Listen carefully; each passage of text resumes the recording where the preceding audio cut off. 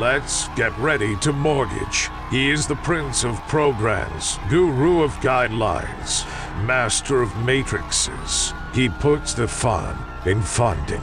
Please welcome Mark, Mr. Mortgage Eitel. All right, my name is Mark Eitel, and you are listening to the Mr. Mortgage Show. And guys, you're in the right place if you've got questions about real estate or mortgages, or hey, who knows, if you've got questions about motorcycles, music, muscle cars, I don't know, we'll talk about anything, but primarily real estate and mortgages. Hey, you're in the right place if you want the information, the data, the tips, the tricks, the strategies that you need so you can go out and make better real estate and mortgage decisions for you and your family. Guys, we do this each week right here, same time, same station, and it is my goal to cut through the headlines and give you the real data, because we all know there's a ton of doom and gloom news out there. But Jen, my producer, and I are super excited to be with you. And Jen, what do you say? You think we're in for a good week? Has it been a good week for you? It's been a great week, Mark. Yeah, it's been a great week for me too. Man, we got past Thanksgiving and a lot of activity in our local area anyway.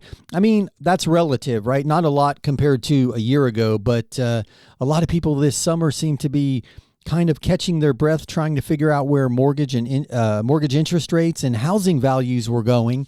And we are seeing a little uptick in prices in some of the markets that we serve, and interest rates have kind of stabilized over the last couple of weeks. So encouraging if you're a buyer out there.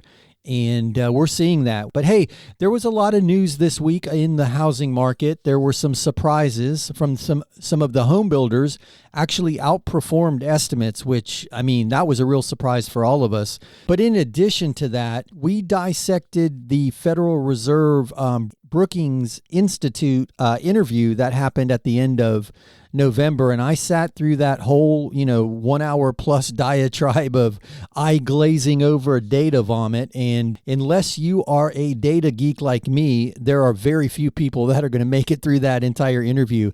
But one thing I found that was very, very telling, obviously once he got through his presentation and they got into the Q&A part of it, it was quite interesting to hear him talk about the increase in interest rates, the potential for a recession, and then there was a question regarding the housing market. And he didn't dive deep into the housing market, but one thing he said, which I thought was super insightful, was that clearly we were in a housing appreciation bubble in the sense of, near vertical appreciation, right? And he clearly stated that they never expected that to be sustainable long term, which I don't think any of us did, right? It was a feeding frenzy there for a minute. But what he closed that statement, and it's at the end of the interview, and I'll post it to the Facebook page. He said the housing market has to get through this cycle, which we're working through now, some stabilization and maybe some downturn in some areas. That's a real possibility. But if you've listened to the show for any period of time, I don't feel there's a crash. But all that being said, he finished his statement by saying, but fundamentally in this country, due to the expense and difficulty to build new homes, he does not see a solution for the supply and demand equation being corrected anytime soon. And we know supply and demand is the only thing that controls prices. So I wanted to touch on that. And you heard me mention Jen a minute ago. I should have thrown this out at the beginning of the show.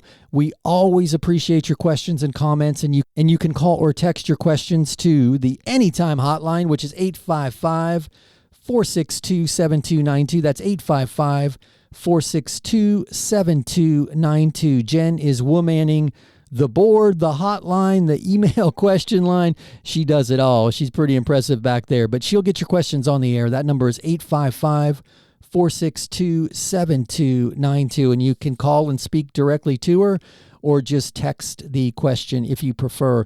And then if you want to visit any of the resources that we talk about online, go to mrmortgageradio.com.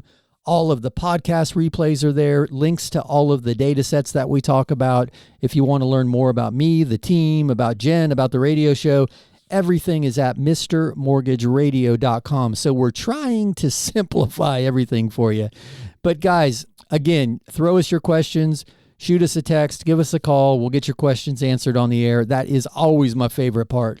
But this week I had a lot of interesting conversations around the interest rate dynamic and does it still make sense to buy a house? And I want to tell you two quick stories. One is a success story. I've got a young man who's a truck driver. He's 26 years old. He has been renting previously. He's choosing to no longer rent. He makes decent money. He's got decent credit, and he's going to use that 100% first-time buyer program that we talk about. But here's what I want to share with you. He's going to buy a house, and he's going to end up paying less than he was paying for his rent. But this man at 26 years old sees the value in getting started now, and he's got a strategy laid out. We worked through it over the phone. I mean, I was amazed at how much information he had already accumulated. He wants to buy a house every 2 years or so, and he's got it strategically set up budget-wise where he can do it. He wants to buy a house and then keep it, rent it, buy a house, keep it, rent it, and we're going to put a strategy together for him. But what got me excited about that is you hear me talk about it all the time. I mean, I'm even teaching a class now to parents of sophomore students at university and showing them how they can buy a property with their children on the application, make it their primary residence, and then have the child living in the property during their time at university, and they can rent out the additional rooms in the home for income, and how easily you can have somebody else pay for your kids' tuition in school. But more importantly, now you've got a long-term income producing asset that, you know, historically real estate near college campuses does really well. And if you do it right, you've established mortgage history and mortgage credit for your child at a very, very young age. So I'm excited about young people getting involved in real estate because that equity gives them the access to future opportunity without them having to do any of the heavy lifting other than paying a mortgage instead of rent. But what got me excited about the conversation with this young man was he's looking at his friends spending thousands of dollars on tattoos and, you know, the latest, greatest this, and spending $800 to lease the coolest car. And he doesn't see any value in that. He doesn't feel the need to, I don't know, what am I looking for? The affirmation of others because of your consumer goods, you know, the shiny things in life. At 26, he's already shuffled the deck and found what's really valuable. And he is going to do super well in life. There's no doubt in my mind. He's already earning a great income. He's saving a tremendous amount of money, and he sees the value in building equity wealth.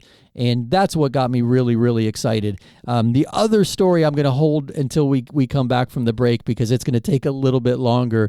But guys, there are opportunities out there every day in the market. And the reality is that it's unlikely that we're going to see a significant slide in values from here. And this isn't me saying it. Chairman Powell said it in the closing of the Brookings Institute. Well, I guess let me back up. It is me saying it. I've been beating that drum for a long time. Supply and demand is what controls prices. And Chairman Powell said the same thing. You know, there's a supply and demand imbalance in housing. And he was speaking to new home construction being so slow to ramp up and so costly in zoning and permits that it's unlikely that home builders are going to be able to fill that gap on their own. And then you've heard me say it, if you own a home right now and you've got a super low interest rate and a bunch of equity, you're not very motivated to sell unless you're needing to relocate. So there's just not a lot of supply coming to the market. And I share that only because in this environment, there's still opportunity, and supply and demand are kind of dictating that we're going to be in this environment for a while. So anyway, I found that super interesting because in all of that Federal Reserve data and that Q&A, a little housing component snuck in there at the end, and it really just reinforced what we've been saying for years. It's all supply and demand, nothing else. And guys, interest rates only cool demand. They don't increase supply.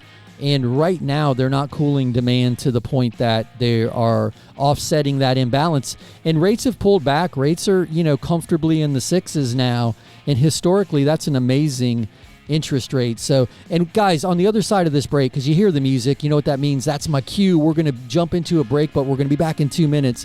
And on the other side of this break, I'm going to share a couple stories that illustrate why looking at the interest rate is the wrong number to look at. And yeah, I know that sounds self-serving because I'm a mortgage guy, but this holds true no matter who your mortgage guy is. I'd love it to be us, but that's irrelevant in this analogy. So on the other side of this break, we're going to talk about interest rates, and then we're going to dive into your questions. Sit tight. We'll be back in 2 minutes.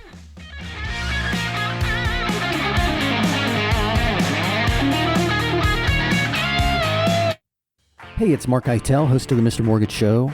You hear me all the time talking about the need to have the very best team representing you in a real estate transaction, and that starts with a really great agent. If you've got a great agent, that's awesome, but if you don't, check out www.reallyGreatAgents.com. There you'll find the best of the best, regardless of the city they work in or the brokerage they work for. www.reallyGreatAgents.com, www.reallyGreatAgents.com. Here's another 5-star review. We started our loan with a different company. They said we were approved, but at the last minute they told us there was a problem. I still don't know what went wrong, but thankfully our real estate agent told us about Mark. I was pretty stressed, but it's the perfect house, so we gave Mark a shot. He got it done. I'm not sure what was different, but I don't really care. We even got a better interest rate and with less money out of pocket than the first guy quoted us. It was a great surprise. Yes, I'm happy to recommend Mark and his Mr. Mortgage team. Paradise is closer than you think. West Building Contractors can help you create your perfect piece of paradise. They have mastered the art of pavers, hardscapes, summer kitchens, pools, and more. For a free design consultation and quote, visit westbuildingcontractors.com or call 772-284-6994. West Building Contractors offer new construction, luxury additions, and remodels too. That's 772-284-6994 or westbuildingcontractors.com. Are inflation and everyday expenses eating into your retirement income? Maybe you've considered a reverse mortgage and have unanswered questions like, do I still own my property? Can the bank kick me out? What happens when I die? Can I still leave my house to my kids? These are all great questions.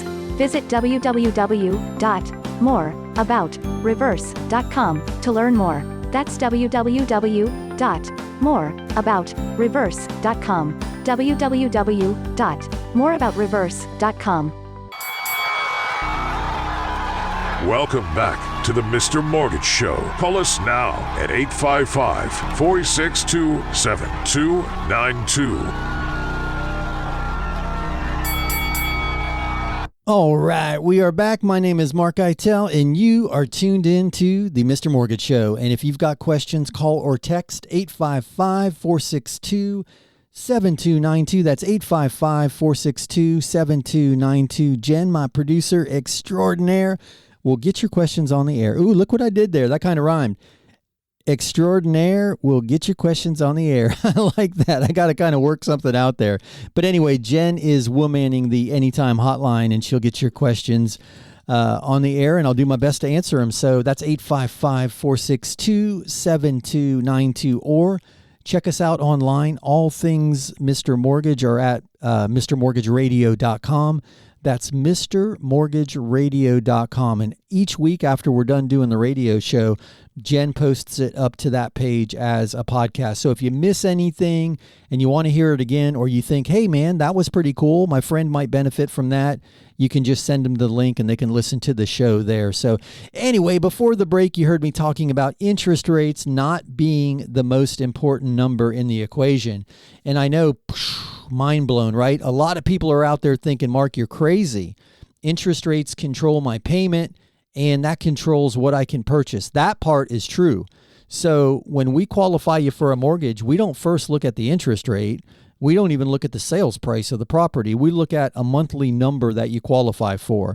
And I'm not going to take this all the way down that rabbit trail and talk about DTI and, back end ratio and front end ratio. If you have questions, call or text, and I'll do a one-on-one call with you, because that can get long-winded and boring. But what I'm saying is that monthly number is the important number, that monthly budget. And then what we do is we take that number and see how much money we can buy with that monthly number. And the interest rate will determine how much money we can buy with that monthly budget. So the lower the rate, the higher the amount that you can borrow with that monthly budget, and vice versa. But my point is, looking at the rate doesn't change the value of the property. And that's where people get wrapped around the axle. There are a lot of people out there convinced that interest rates getting into the sixes means home values are going to come down. That's not how it works, guys. Home values are governed by supply and demand. And right now, people are still willing to pay for homes. And yes, appreciation is slowing. But think about it if you're driving a car. Deceleration, which is slowing appreciation, that's far different than stopping, which is flat appreciation. And then again, far different than backing up, which is depreciation. If you're going down the highway at 100 miles an hour and suddenly you're going 35, yeah, that feels like you just hit a brick wall. And that's what's happening in real estate. But year over year values are still appreciating. And that home builder number that was released earlier this week that I was referencing that surprised everybody, their total volume in units is down and their total sales volume is down, but the total sales volume is less in a dollar amount than the unit volume because the prices are still going up. So that's what I want to share with you. Think about it this way, guys. If you go into a store and you pick a product off the shelf, you've got a Visa in your hand, you've got an Amex in your hand, and you've got cash in your hand. Does that cashier care which one of those forms of payment that you use in paying for that? And my point in this is the Visa card or the MasterCard, that's likely, 18%, 20%. Hell, I saw an interest rate the other day, 26% on this gentleman's credit card statement. So that's the highest interest rate. The Amex, you pay it every month. There's an annual fee. Some of the Amexes allow you to carry a balance with a lower interest rate, but let's say that's the middle of the three in the cost of money. And then cash obviously is the cheapest cost of money because there's no interest, there's no annual fee for using cash. But that cashier doesn't say, oh, well, hey, Mr. Buyer, I see you're using a higher interest rate form of payment. So yeah, I'm not going to charge you $75 for this electronic item. Yeah, I understand it's going to be more of a monthly payment for you. Let me lower it to $50. The cost of the money, the method of payment has nothing to do with the value. Now, if suddenly nobody wanted to buy that item anymore and they had backstock and they were overflowing with this item, yes, then prices are going to go down, but that's a product of supply and demand, not the cost of money. So I'm sharing that because there are a lot of people that are just, they've got all of the information, but they're just missing it a little bit because they're not really evaluating what is controlling these levers. And I talked to my friend Juan. You've heard him on the air with me in the past, and I'm going to try to see if I can get him on for another interview because the guy is brilliant.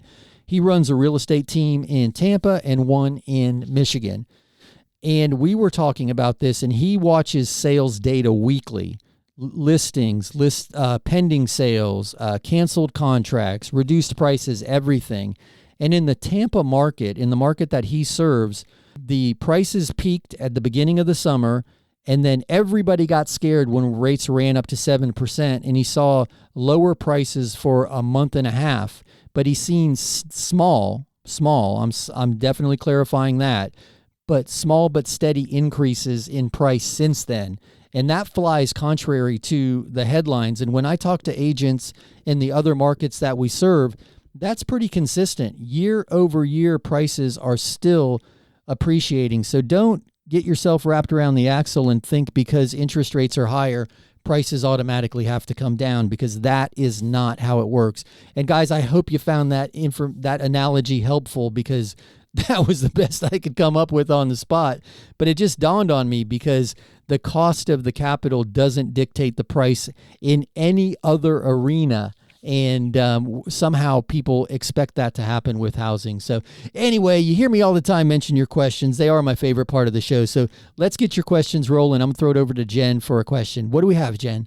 Kim is asking, we are retired and earn very little income, but we have a nice amount of money in the stock. What are the options for a mortgage if we buy a rental property?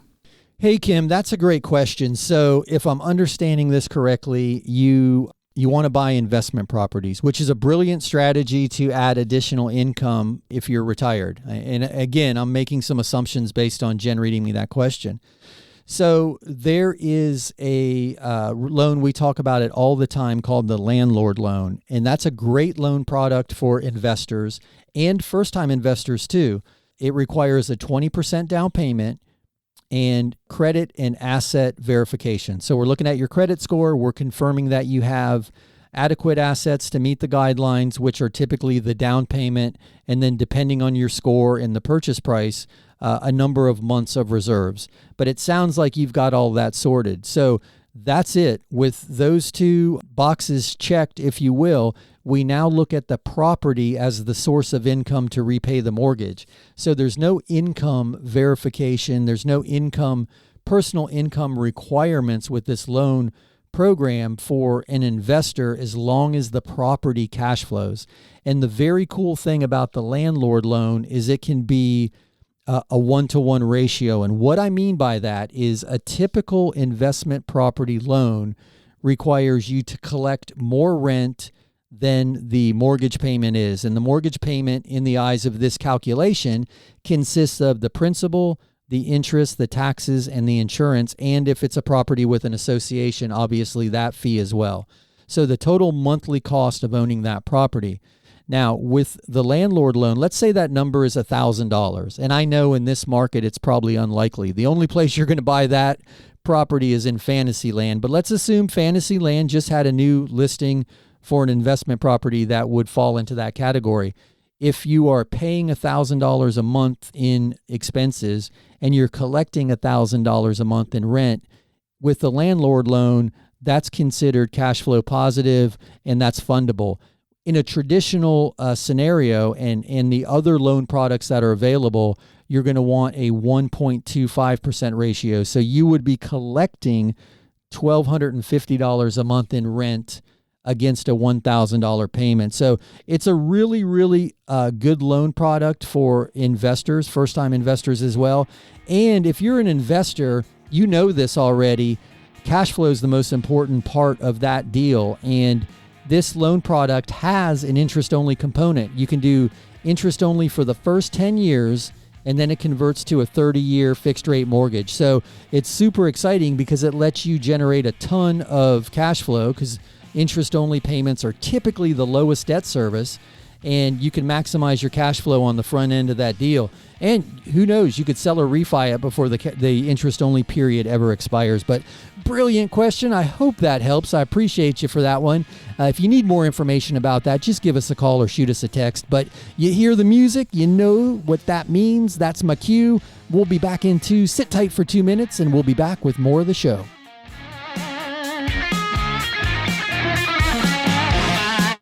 Hey, it's Mark Eitel, host of the Mr. Mortgage Show. You hear me all the time talking about the need to have the very best team representing you in a real estate transaction. And that starts with a really great agent. If you've got a great agent, that's awesome. But if you don't, check out www.reallyGreatAgents.com. There you'll find the best of the best, regardless of the city they work in or the brokerage they work for. www.reallyGreatAgents.com. www.reallyGreatAgents.com.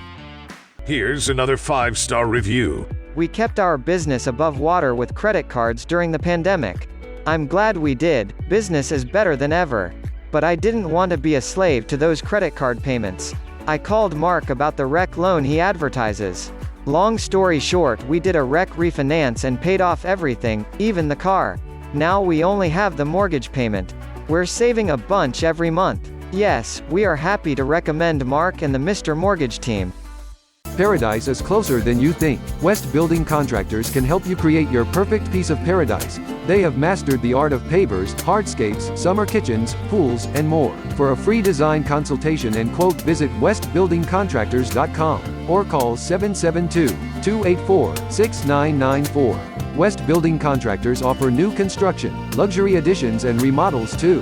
That's 772-284-6994. 6994 or westbuildingcontractors.com. Are inflation and everyday expenses eating into your retirement income?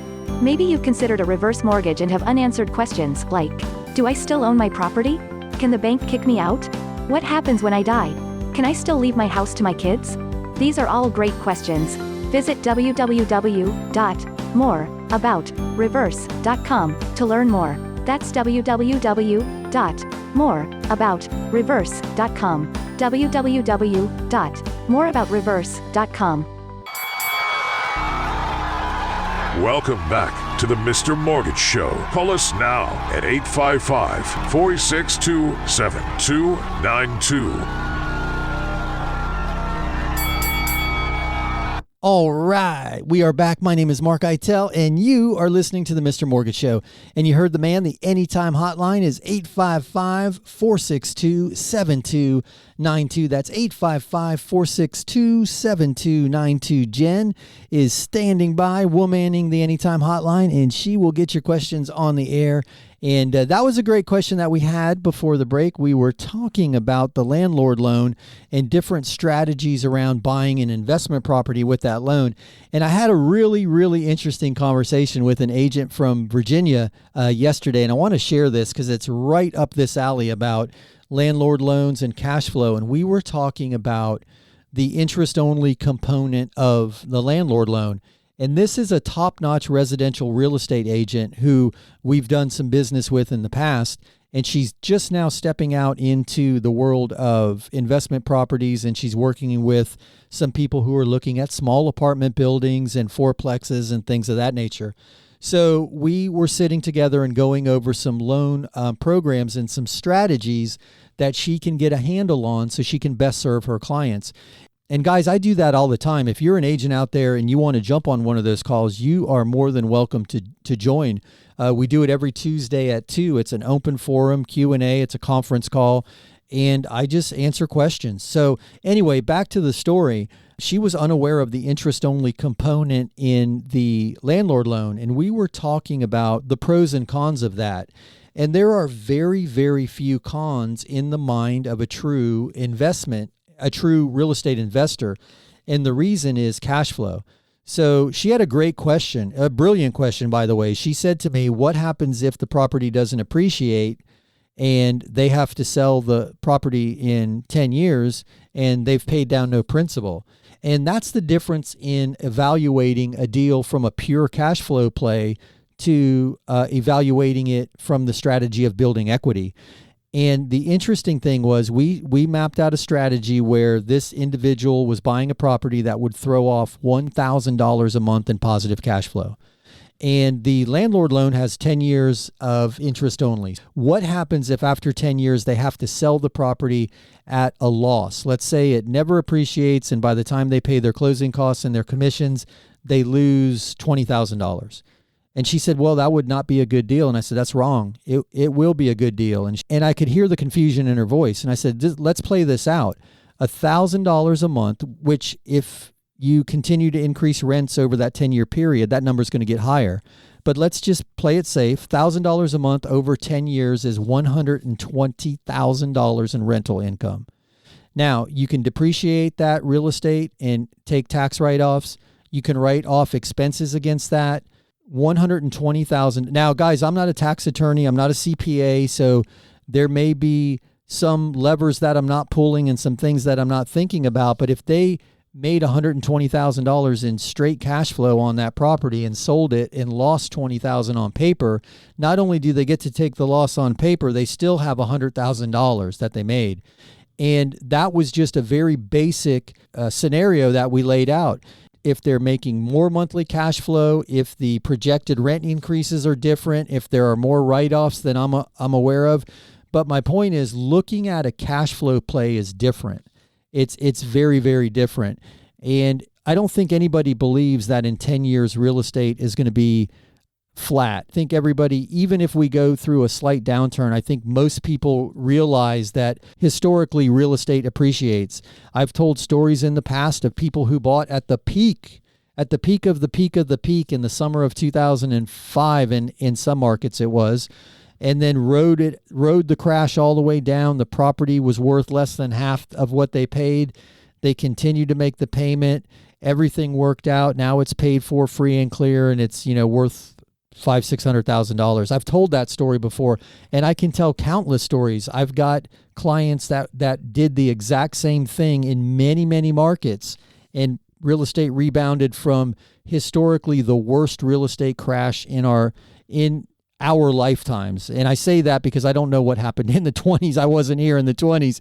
But my point is, over time, real estate performs very, very well. And if somebody else is paying the bills in the form of rent, there's not a lot of concern when it comes to that. So I thought that was an interesting way to look at it. We had a lot of back and forth conversation, and I think we both walked away from the conversation enlightened. But I'm not saying go out there and lose money. You should never intend to lose money. But I was just using that example that there are other ways of creating value around real estate than just a pure cash my equity out when I sell the property. So, and not to mention, you can roll it into a 1031 exchange to defer capital gains and keep moving into additional investment property. So anyway, I didn't want to get too sidetracked with that, but that's where my mind went when we came back from that break. So, hey, Jen, do we have any other questions? I want to keep this rolling. Tina sent this one. I love your show. We listen every week. We're planning to buy soon, but can't figure out if offering a lower price or asking for a buy down is the best option. How do we figure out the math? Hey, Tina, thank you for that. And thank you for listening every week. I really, really appreciate that. This is an easy one. So if you're looking for a monthly payment savings, right, then almost always buying the rate down makes more sense than just offering a lower sales price. So that's a pretty easy most of the time. Now, if you want to work through a specific scenario, I'm happy to do that.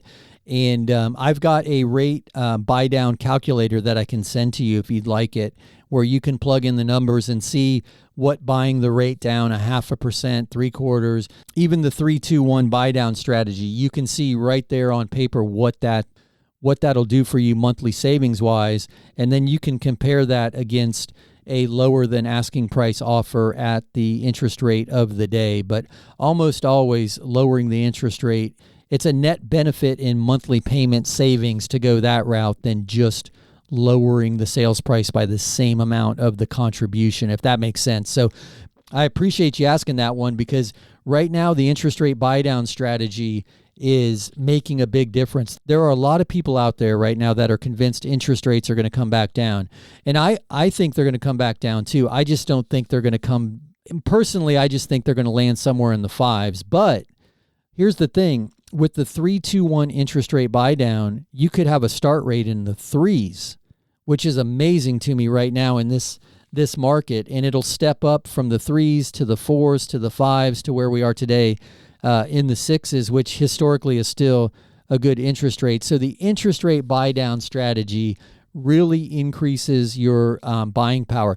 You're still going to have to qualify at the highest interest rate. You're not qualifying at the 3%. But it does provide a significant monthly savings stepping up over the first 3 years. And if you're right and interest rates dive back down in that time, you can always refinance the property. But great question. I appreciate that one.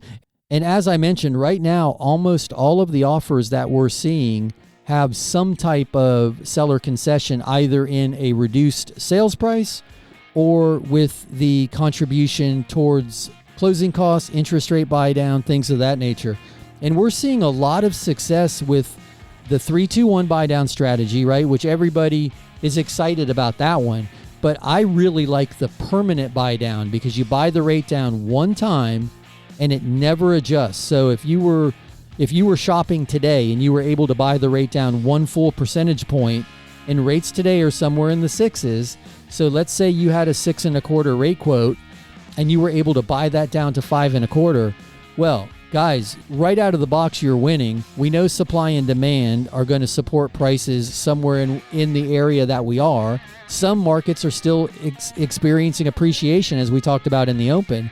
So if rates stay here or go up, you win because you're in the 5s. If rates go back down, you can refinance, but you've already won because you've gotten the home you wanted at today's price. And by the time rates are down somewhere where it's going to make sense to refi, where have prices appreciated to? So anyway, guys, that's why I say don't focus solely on rate. You're just limiting the tools that you have in your toolbox to make things happen. And guys, things are happening out there. But right now, what's happening in the studio is Jen is jumping up and down telling me I got to stop talking and we've got to jump into this break. So sit tight. We'll be back in 2 minutes with more of the show. Hey, it's Mark Eitel, host of the Mr. Mortgage Show. You hear me all the time talking about the need to have the very best team representing you in a real estate transaction. And that starts with a really great agent. If you've got a great agent, that's awesome. But if you don't, check out www.reallyGreatAgents.com. There you'll find the best of the best, regardless of the city they work in or the brokerage they work for. www.reallyGreatAgents.com. www.reallyGreatAgents.com. Here's another 5-star review. As a realtor, I have a bunch of mortgage brokers to choose from, but I prefer to work with Mark and his Mr. Mortgage team. In this crazy market, there is no room for error, especially on the mortgage side. Mark's team moves fast, keeps everybody in the loop, and makes things happen. They always give my clients a great deal and take the time to walk them through every step of the process. When you're considering a lender, I encourage you to talk to Mark Eitel and the Mr. Mortgage team. Paradise is closer than you think. West Building Contractors can help you create your perfect piece of paradise. They have mastered the art of pavers, hardscapes, summer kitchens, pools, and more. For a free design consultation and quote, visit westbuildingcontractors.com or call 772-284-6994. West Building Contractors offer new construction, luxury additions, and remodels too. That's 772-284-6994 or westbuildingcontractors.com. Are inflation and everyday expenses eating into your retirement income? Maybe you've considered a reverse mortgage and have unanswered questions like, do I still own my property? Can the bank kick me out? What happens when I die? Can I still leave my house to my kids? These are all great questions. Visit www.moreaboutreverse.com to learn more. That's www.moreaboutreverse.com. www.moreaboutreverse.com. Welcome back to the Mr. Mortgage Show. Call us now at 855-462-7292. All right, we are back. My name is Mark Eitel, and you are listening to the Mr. Mortgage Show. And you heard the man. You can call or text your questions to 855-462-7292. That's 855-462-7292. And I know we've got some questions waiting over there. I was talking to Jen during the break, and she says, man, you have been long-winded. So anyway, I'm going to try to get through all your questions. So let me throw it over to her now. Jen, what do we have? Chuck sent a text. I own my house outright and plan on leaving it to my son. Can I add him to the title to prevent inheritance tax? Hey, Chuck, that's a great question. And I'm going to start by saying I am not a tax attorney, so I do not, or CPA. I'm not comfortable answering the tax component of that question. But if you add your son as a joint tenant to the title and you die, it's going to become his. He'll be the sole owner. By presenting the death certificate, that is now 100% his property if he's the only joint tenant on the property. So I do know that, and there's a ladybird deed strategy which can help with probate, but those portions of the question are better for a probate or a tax attorney. But as far as making the transfer of ownership smooth and simple upon your death, I do know that joint tenants may be what will help you accomplish that. But I'm happy to get you in touch with a tax attorney or a probate attorney if you like. And I'm sure I can get somebody on the phone that'll just do a consultation with you at no charge to see if they can even help you accomplish your goals. So hopefully that helps. Jen, what else do we have? Max is asking, we received an offer to buy our house. They want to give us a big down payment and they want to take over our mortgage. Is this legit? Hey, that was Max. Okay, so that's called subject to the mortgage. And you're going to see more and more of that right now because people are out there willing to invest in real estate and they want to take over that super low interest rate. But technically, there's a due on sale clause in almost every mortgage note. What that means is if you transfer the ownership of that property out of your name into someone else's, technically that mortgage can be called due. And I know there's a ton of real estate investors out there right now that are screaming at their radio saying that they do it all the time and there's never been a note called due. And I get it. I've heard that side of the argument too. I err on the side of caution because I don't want to be in the middle of a deal that goes sideways because of some due on sale clause and I'm trying to, capitalize on someone else's low mortgage rate. I'd rather buy a deal on the merit of its values today. But I get it. A lot of people are out there are living in this space. But here's where I'll caution you. And most of the time they're doing this with a quitclaim deed. So you're deeding the property to them. And the deed is the ownership instrument. So they own it, but you still own the debt. So now you're hoping they make that monthly mortgage payment, because if they don't, and people did this during the Great Recession and the housing crash, there were people upside down on their properties. They couldn't make the payments and they were just giving the houses away, and people were quitclaim deeding themselves off the property and putting the investor on the property, and the investors were quote unquote renting them out. And they put, property for rent ads in Craigslist, and they collected monthly rent, and they never made that mortgage payment. Well, guess what?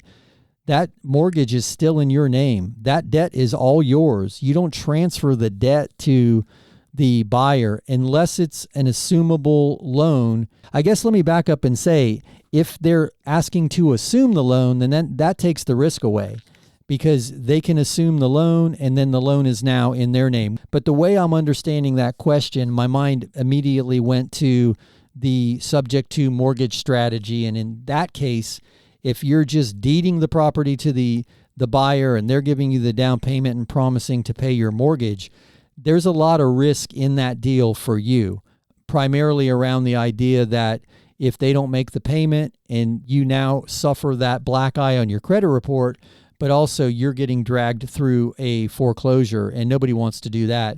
Now, if I misunderstood that and we're talking about an assumable mortgage, that's an entirely different animal.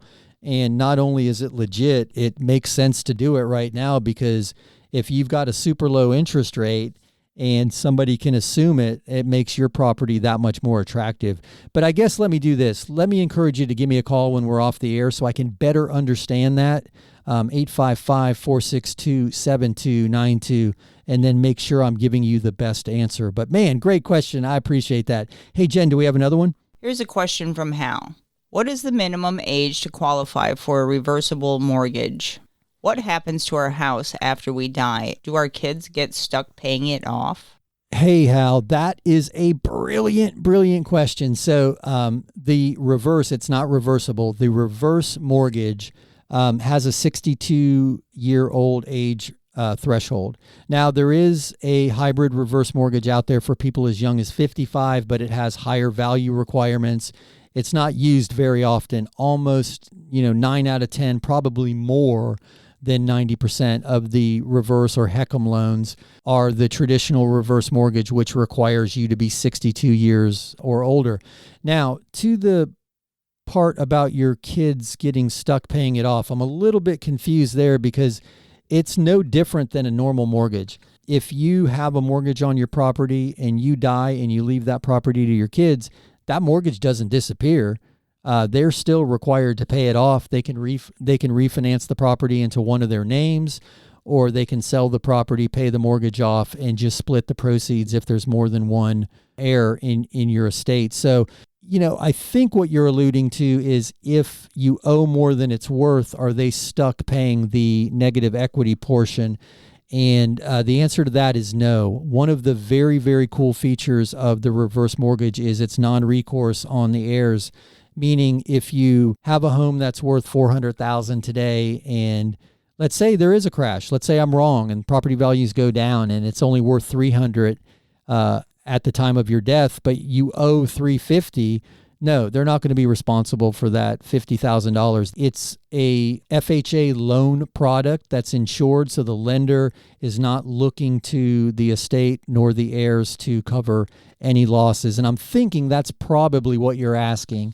But just like any other mortgage, it has to be satisfied. And they give you 12 months. Most of the time, you have 12 months to settle the estate. So ample time for them to sell the property or for them to refi it into one of their names. So brilliant question. I appreciate it. And as always, guys, if you have reverse mortgage questions, check out moreaboutreverse.com. That's moreaboutreverse.com. We put up a very simple and very short explainer video walking you through some of the common misconceptions. And there's a little box where you can give us your information and we'll send you an information packet. We'll print it, mail it to you, or email it, whatever you prefer, and you can read through it at your convenience. But fantastic question. Hey, Jen, can we squeeze in another? Susan is asking, you were just talking about buying down the interest rate. Will this work for a refinance? Hey, Susan, that is a fantastic question. And I say that because almost everybody overlooks that as an option. I'm drowning in debt, right? Here's a great example of a scenario. I'm drowning in debt. Credit card interest rates are going up. I bought a car at the peak of the peak during the pandemic. I'm nervous about the economy. I want to do a refinance and pay off this debt, but I've got an interest rate in the 3s or the 4s and it just doesn't make sense. Well, guys, sometimes it does make sense even if the rate goes up because you're reducing your monthly outflow. You hear me talking about it in the spot that Greg runs during the week about, it's not always about lowering the interest rate. It's about reducing your monthly debt expenditure. And that'll allow you to allocate that capital more wisely or more advantageously. But anyway, yes, you can use some of that equity to buy your rate down. And you don't need a seller contribution to buy the rate down either. That's another common misconception. You can buy the rate down yourself. But yes, it works in a refi, and we're seeing rates getting, with buy downs going down into, the 5s and high 4s for a permanent buy down. And then with the 3-2-1 buy down, it's dropping all the way into the 3s. But brilliant question, and I hope that helps. If you need more information around that, just give us a call. That anytime hotline number, that 855-462-7292. When we're here on the air, that rings right into the studio. But during the rest of the week, that pushes to my office so we can still take care of your questions. 855-462-7292. But hey, you hear the music? You know what that means? That's my cue. We'll be back into Sit Tight. On the other side of this break, we're going to dive into more of your questions. Hey, it's Mark Eitel, host of the Mr. Mortgage Show. You hear me all the time talking about the need to have the very best team representing you in a real estate transaction. And that starts with a really great agent. If you've got a great agent, that's awesome. But if you don't, check out www.reallyGreatAgents.com. There you'll find the best of the best, regardless of the city they work in or the brokerage they work for. www.reallyGreatAgents.com. www.reallyGreatAgents.com. Here's another 5-star review. My wife and I own a small business. And the way our accountant filed our taxes, we don't show much income on tax returns. Because of this, it looks as if we don't make the money. This was a problem for our bank when we applied for a mortgage. But not for Mark. He verifies our income by using our monthly bank statements. Mark and his Mr. Mortgage team made a big difference for me. Yes, I am happy to recommend Mr. Mortgage Mark. Paradise is closer than you think. West Building Contractors can help you create your perfect piece of paradise. They have mastered the art of pavers, hardscapes, summer kitchens, pools, and more. For a free design consultation and quote, visit westbuildingcontractors.com or call 772-284-6994. West Building Contractors offer new construction, luxury additions, and remodels too. That's 772-284-6994 or westbuildingcontractors.com. Are inflation and everyday expenses eating into your retirement income? Maybe you've considered a reverse mortgage and have unanswered questions like, do I still own my property? Can the bank kick me out? What happens when I die? Can I still leave my house to my kids? These are all great questions. Visit www.moreaboutreverse.com to learn more. That's www.moreaboutreverse.com. www.moreaboutreverse.com.